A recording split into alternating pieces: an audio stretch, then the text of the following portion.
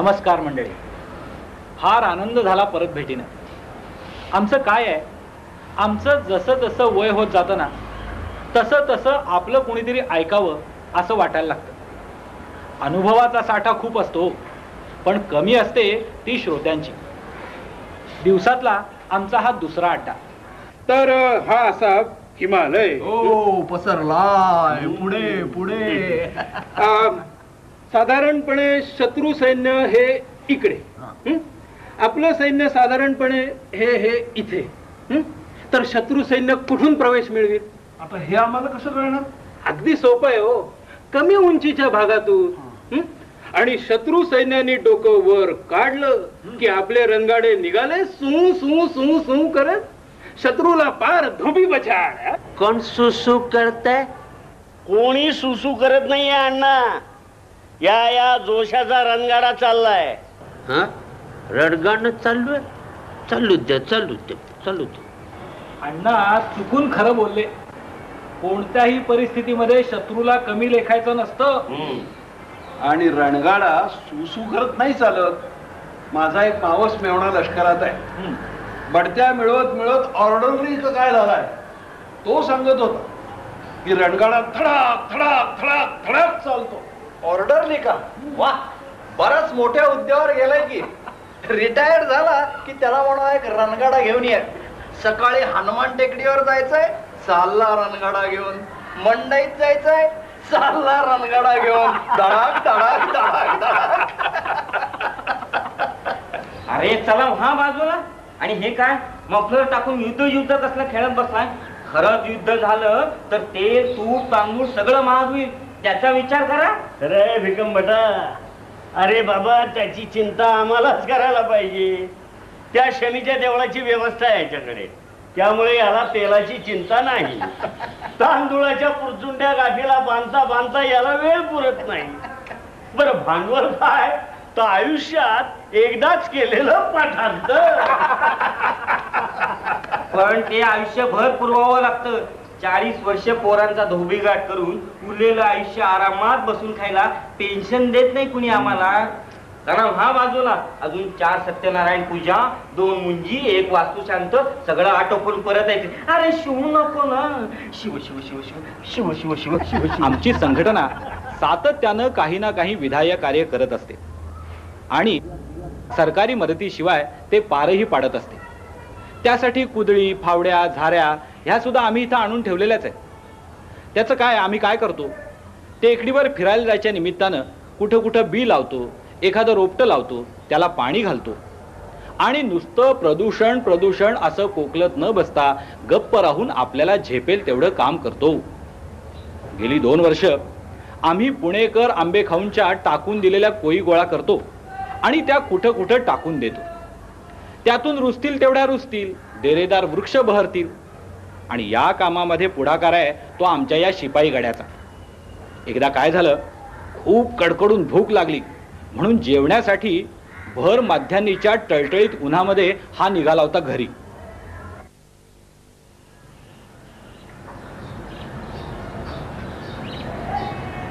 चंपा, ए शर्या, अरे आंबे खायला येत आहे ना? चला. मी आत येऊ का? खरं म्हणजे नको, पण एकंदरीत अवतारावरून सभ्य दिसताय म्हणून प्रवेश नाकारत नाही. या. आभार. आंबे खाणं हा आमचा अगदी खाजगी सोपस्कार. पण दिवसात असे काही आलेत की काही बोलता येत नाही. असो, काय नाव तुमचं? मेजर दादा भोसले, रिटायर्ड. अहो, मेजर असा नाहीतर मायनर असा, आमच्याकडे काय काम आहे ते बोला. विधवा समस्या समितीला मदत नाही. बनोपासक मंडळीचं खुळात चंदा नाही. नाही, काहीही मागत नाही. मग लेखणी मोडा आणि तलवारी हातात घ्या असा कोणाचा तरी लेखी उपदेश घेऊन आला असाल. नाही. म्हणजे मग तुमचा काहीतरी वेगळा डाव दिसतोय. म्हणजे येणारा माणूस काहीतरी मागायला किंवा काहीतरी उपदेश करायला किंवा काहीतरी वेगळाच डाव टाकायला आला असेल असं कशावरून? अनुभवावरून.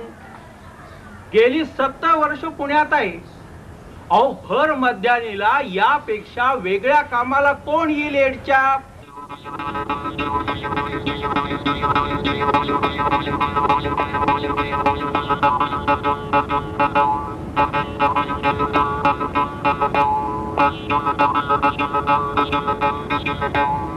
पण तुमचं काम नाही सांगितलं. आम्ही आंब्याच्या कोळी गोळा करतो. कोळी? हो, म्हणजे बाठे. ते लक्षात आलं हो, पण एखाद्या भोसल्याने पुण्यात खानावळ सुरू केल्याचं ऐकवत नाहीये. खानावळ? आणि ती कशाला? अहो हे खानावळवाले आंब्याच्या कोळीच्या घराचं पीठ करतात आणि कणकेत मिसळून वापरतात असं ऐकलं होतं. तसं नाहीये. आमची एक सेवानिवृत्ताची संघटना आहे. या मोसमामध्ये आम्ही आंब्याच्या कोळी गोळा करतो आणि पावसाळ्याच्या आत डोंगरात घाटात फेकून देतो. जगतील त्या जगतील, वाढतील त्या वाढतील. तेवढंच हिरवं धन या समाजाचं. आलं लक्षात. म्हणजे पुढच्या पिढीला मालकी हक्काच्या वादानं कोर्टात जायची सोय केली. असो, एका कोळीला 1 डब्बू पैसा पडेल. आपण एरवी तुम्ही चौकात फेकून दिल्या असत्या. एरवी आम्ही आग लावली असती, पण आता आमच्या व्यापारी दृष्टीला समोर धंदा दिसतो. बोला, कोय हवी आहे का देऊ टाकून? नको नको, टाका, इकडे टाका. लाभ. भोसले शांत उभे राहा. आज दिवसभरात करंडी खाली करतोय बघा. देशमुखांनी भोसलेचा 2 तास पुतळा केला. कावळ्यानं घाण करायची काय ती फक्त बाकी होती. अहो हातातली आंब्याची एखादी फोड देणं तर सोडाच, पण त्या महात्म्यानं याला पाणी विचारलं नाही का 2 घटका सावलीला टेका असं सुद्धा म्हणाला नाही. पण पानपतावरून युद्ध मारून आल्याच्या आविर्भावामध्ये भोसले मात्र पिशवीतनं कोळी घेऊन आला, अगदी खिशातले पैसे मोजून. हे बघा, या युद्धात कोणालाही रस नसेल तर मी हे आवरून ठेवतो. स्वतःला काय चर्चिल समजलात महोदय? आता हा आचरटपणा बंद करा. खऱ्या युद्धात तर कोणाला रस नाहीच आहे, तेव्हा ही लुटूपुटूची लढाईची तर गोष्टच सोडा. असं तोडून बोलू नका भोसले. युद्धात कुणालाही रस कसा असेल? आपल्यापैकी प्रत्येकाने युद्धाची परिस्थिती भोगलेली. त्या आठवणी मोठ्या रम्य आहेत का? आणि तुम्हाला खरं सांगतो, एक वेळ ते युद्ध परवडलं, पण स्वातंत्र्यानंतर स्वतःच्या प्रपंचाचं युद्ध लढता लढता प्रत्येकाच्या अगदी नाकी नऊ आले.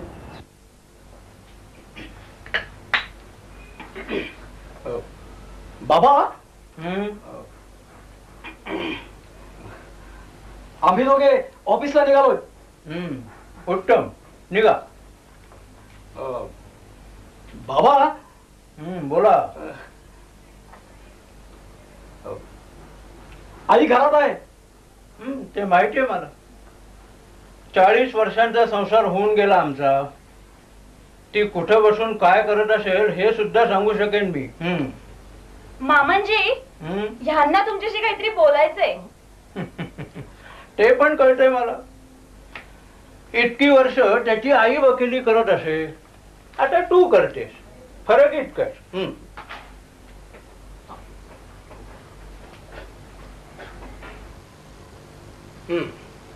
बोला विवेकराव, काय हवंय? नाही म्हणजे बाबा, आम्हाला असं म्हणायचं की हे घर जरा लहान पडतंय ना आपल्याला. हा विनोद असेल तर तसं सांगत चला, म्हणजे हसून घेता येईल. अहो खरंच मामांजी, हा वाडा आपला स्वतःचा आहे. त्यातल्या 5 खोल्या आपल्या ताब्यात आहेत. आम्ही दोघं, तुम्ही दोघं आणि आमचं एक नातवंड, अशी 5 माणसं आपण राहतो. आता इतक्या माणसांना जर ही जागा कमी पडत असेल तर राष्ट्रपती भवन वगैरे मिळतंय का ते बघा. नाही बाबा, म्हणजे मंदा काय म्हणाली की परिस्थिती आहे अशी काही राहणार नाही. हो म्हणजे मुलं बाळ वाढली, पाहुणे रावळे येणार. शेजारचा काणे पुढच्या वर्षी सोडतोय जागा. त्या 3 खोल्या आपल्या ताब्यातच ठेवू. आणि अगदी एका वर्षात राहण्याची पंचायत होईल इतकी मुलं बाळ वाढण्याची शक्यता कमी दिसतेय मला. आणि त्या बाबतीत तुम्ही अण्णासाहेब कर्व्यांच्या मुलाचा सल्ला घ्यावा हे बरं. पण वाडा जुनाट आहे. थांब, हा वेगळा मुद्दा आहे. विवेकराव, जागा लहान असण्याचा मुद्दा निकालात निघाला. पण बाबा, मंडा म्हणते तेही खरंय. अगदी खरंय. आपल्या 3 पिढ्या हा वाडा वापरतायत, तेव्हा तो नवा कोरा कसा असेल? आपल्याकडे येणारे जाणारे खूप असतात. आणि मी युडीसी झाल्यापासून तर जास्तच वर्दळ सुरू झाली आहे. युडीसी म्हणजे काय रे? Upper divisional clerk. असं मला वाटलं की अप्पर डिस्ट्रिक्ट कलेक्टर. इतकं काही टोचून बोलायला नको हा मामांजी. तू एवढं मनावर घेऊ नकोस सुनबाई. आमच्या रक्तातच तो गुण आहे. उद्या तुझा मुलगा सुद्धा असंच बोलेल. ते सोडा. पण 4 चौघ आले तर या जुन्याट वाड्याची बाई लाज वाटते. आता आम्हीही जुनाट झालो, आमचीही लाज वाटत असेल. नाही तसं नाही. नाही कसं असणारच. आम्हाला वाटतं आम्ही वानप्रस्थाश्रम स्वीकारून काशी यात्रेला जाऊ. खरंच का तुमची तशी इच्छा आहे? आमच्या इच्छेचा प्रश्न येतोच कुठे सुनबाई? आम्ही असताना तुम्हाला दोघांना स्वतंत्र व्यवहार करण्याची संधी कशी मिळणार? आणि आम्हालाही अनुभव मिळाला पाहिजे नाही का? प्रश्नच नाही, प्रश्नच नाही. काशी यात्रेला जाताना मराठवाड्यातून जाऊ. जालन्याला तुझ्या आई वडिलांनाही बरोबर घेता येईल, कारण ते दोघेही आमच्यापेक्षाही म्हातारे आणि त्याही पेक्षा जास्त जुनाट आहेत. गंगेत देहार्पण करायची वेळ आली तर एकाला दुसरा असलेला बरा. आयुष्यात कधी एक वाक्य सरळ बोलतील तर शपथ. मला ते जमणार नाही सुनबाई. आणि तुम्हाला जर सरळ बोलणं आवडतंय आणि जमतंय तर तुम्ही स्पष्ट बोला की. उगाच वाडा जुनाट आहे, लहान आहे अशी कोडी कशाला घालताय? आणि हा तुझा पोपट गप्प का उभा आहे? का त्याला शिकवणी कमी पडली? मला कोणी शिकवायची गरज नाही. मला माझी स्वतःची मतं आहेत. अरे वा, हे नवीन आहे. पण असू दे. बोल, पुढे काय ते बोल. बाबा, आम्हाला असं वाटतं की आपला हा वाडा विकावा आणि डेक्कन जिमखान्यावर एक टुमदार बंगला बांधावा. हा वाडा माझ्या सकट विकलास तरी डेक्कन जिमखान्यावर जमिनीचा तुकडा सुद्धा मिळणार नाही. पुढे बोल.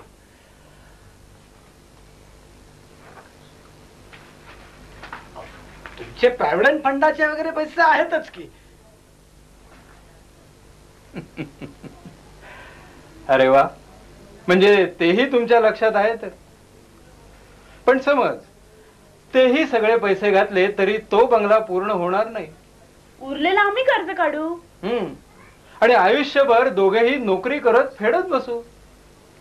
तुम्हाला जी काही मुलं बाळ होतील ती तुमची आई सांभाळेलच. म्हणजे तिला आयुष्यभर चुलीपासून पाळण्यापर्यंत आणि पाळण्यापासून चुलीपर्यंत फक्त खेटे घालायचे. नाही नाही, खरं तर आईना आता विश्रांतीची जास्त गरज आहे. किती दिवसांनी एक जरा खरं आणि बरं वाक्य बोललीस. तुम्ही दोघेही आपल्या भोरच्या वाड्यात जाऊन राहिला तर खेडेगावची स्वच्छ हवा, ताजं पाणी, ताजा भाजीपाला आरोग्याच्या दृष्टीने कितीतरी चांगलं. असं म्हणतेस? म्हणजे आमचे प्रॉव्हिडंट फंड ग्रॅच्युइटीचे पैसे तुमच्या ताब्यात देऊन आम्ही भोरला थंड हवा खायला जावं असं म्हणताय? मधून मधून तुम्ही यायचं ना पुण्याला. 8-15 दिवस मस्तपैकी आपल्या स्वतःच्या बंगल्यात घालवायचे. मग पुढे आहेच थंड हवेच्या ठिकाणी. छान आहे, कल्पना छान आहे. आवडली ना तुम्हाला? तर पण थोडा विचार करायला हवा. करा, पण बाबा जरा लवकर विचार करा. म्हणजे आम्हाला कर्जासाठी अर्ज द्यायचा आहे ना. संध्याकाळपर्यंत सांगतो की लगेच अंमलबजावणी. चालेल, चल ग. असे सासू सासरे मिळायला भाग्य लागतं ग बाई.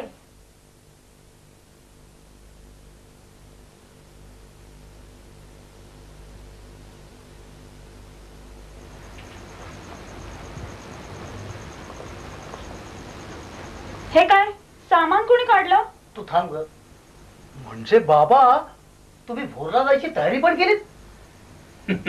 थांब, उगाच गैरसमज नको. आम्ही जन्मभर पुण्यात राहिलो. आमच्या काळजाची नाती इथल्या माणसांशी, इथल्या मातीशी जुळलेली आहेत. आणि स्वतःच्या स्वार्थासाठी आईबापांना त्यांची जन्मभराची कमाई स्वतःच्या खिशात घालून देशोधडीला लावणाऱ्या मुलांच्या नात्यापेक्षा ती अधिक घट्ट आहे, चिवट आहे. हे तुमचं सामान आहे. आवश्यक ते सगळं त्यात आहे. अगदी शिधा देखील आहे. टांगा सुद्धा सांगून ठेवलेला आहे. आणि तुमची स्वतःची स्वतंत्र व्यवस्था करायला तुम्ही दोघंही समर्थ आहातच.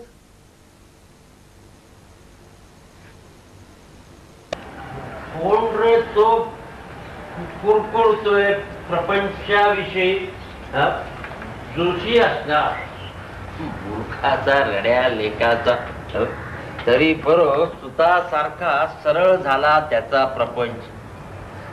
माझ्यासारख्या पोस्ट मास्टरच्या घरी जन्म घेऊन देशाच्या स्वातंत्र्याचा प्रपंच करणारा मुलगा जर त्याला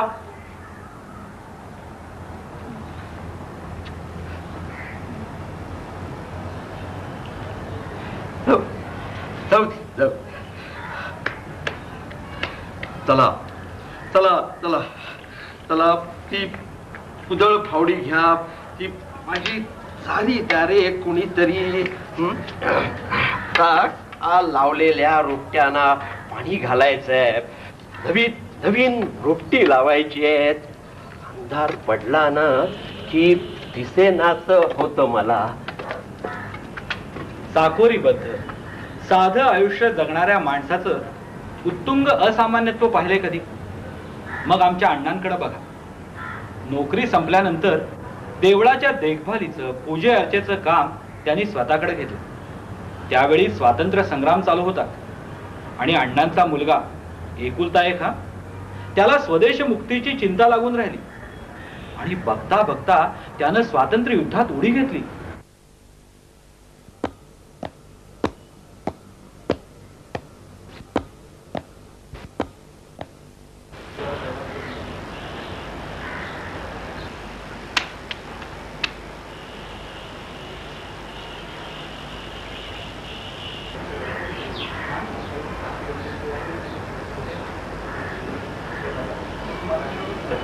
काय हवंय?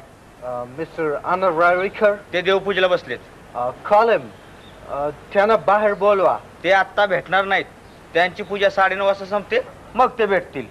हो. ओके.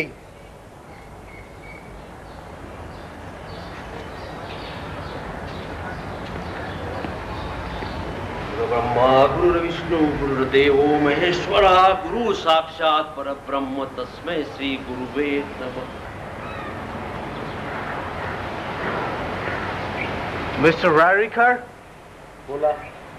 तुमचा मुलगा शराद आमचे गव्हर्नमेंटच्या विरुद्ध कारवाई करतो. मला ठाऊक आहे, पण तो तुमच्यासारखा परमुलखात जाऊन अरेरावी करत नाही याचा मला अभिमान वाटतो. त्यानं असं करणं बरोबर नाही. आमचं काय बरोबर आहे आणि काय चूक आहे याची अक्कल शिकवण्यासाठी कोणीतरी 7 समुद्रापलीकडून येण्याची गरज नाही. आमचं आम्हाला चांगलं कळतं. नाही, तुम्हाला कळत नाही. आमचं गव्हर्नमेंट स्ट्रॉंग आहे. तुम्ही शरादला सांगा की अशी मिस्टेक करू नको. तो माझा मुलगा आहे. त्याच्याकडून कुठलीही चूक होणं अशक्य आहे.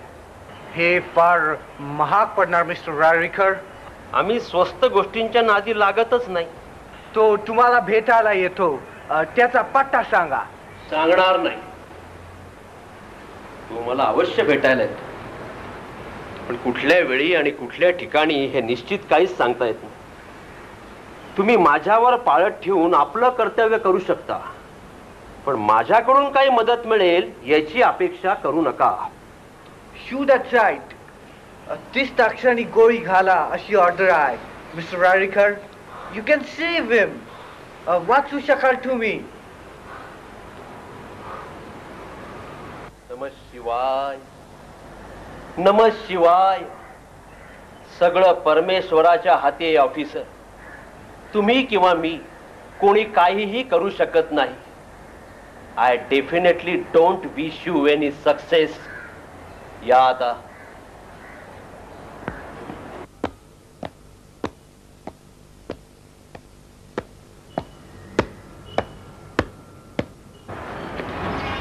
मिस्टर रायरेकर, बोला.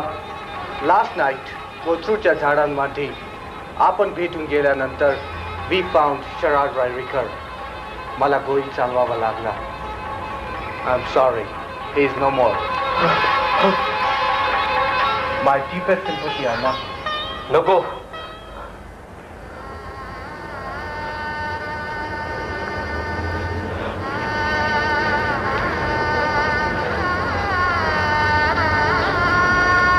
मला तुमची दया नको, तुमचं सांत्वनही नकोय. ऑफिसर, एकुलता एक मुलगा गेल्याचं दुःख जगातल्या सगळ्या बापांना सारखंच असतो. पण ती कातडी काळी असो किंवा गोरी, पण या बापाचं दुःख वेगळंय. हे दुःख मुलाच्या वियोगाचं नाहीये, समरातला एक सेनानी कमी झाला त्याचं आहे. निवृत्तीनंतर अध्यात्माला वाहून घेतलं मी, पण आता परत असं वाटायला लागलंय की हा कच सोडून पाटलोड नेसावी आणि कमर कसावी. कारण तुमच्या रक्त पिपासू बंदुकीच्या नळीची आग जर संपली नसेल ना, तर अशी निधडी छाती आहे समोर.